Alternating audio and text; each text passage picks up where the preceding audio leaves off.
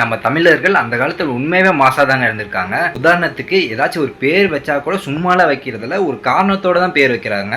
அதுக்கு உதாரணத்தை ஒன்று பார்ப்போமா? கலங்கரை விளக்கம் அப்படிங்கிற ஒரு சொல்லு இருக்குது.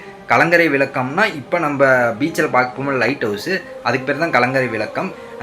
இதில் மூணாக பிரிச்சுக்கலாம் அந்த வார்த்தையே. களம் களம் அப்படின்னா கப்பல் அப்படிங்கிறது பொருள். கரை அப்படின்னா கரைதல் அப்படிங்கிற வார்த்தை. கரைதல் அப்படிங்கிறதுக்கு என்ன பொருள்னா அழைத்தல் அப்படிங்கிறது பொருள். விளக்கம் அப்படிங்கிறதுக்கு விளக்கு அப்படிங்கிறது பொருள். இந்த மூணு சேர்த்தா கலங்கரை விளக்கம் அப்படின்னு சொல்கிறாங்க. கலங்கரை விளக்கம்னா களத்துக்கு கப்பலா, கப்பலை அழைக்கும் விளக்கு அப்படிங்கிறதுக்கு தான் அந்த வார்த்தைக்கு பொருள். இதுவே எனக்கு ஒரு பெரிய ஆச்சரியமாக இருந்துச்சு. இது மட்டும் இல்லை, நம்மளை ஆண்டுட்டு இருந்த ஆங்கிலேயர் ஒருத்தர் நம்ம தமிழ்நாட்டு கப்பலை பார்த்து பெருமையாக சொல்கிறாரு. என்ன தெரியுமாங்க சொல்கிறாரு?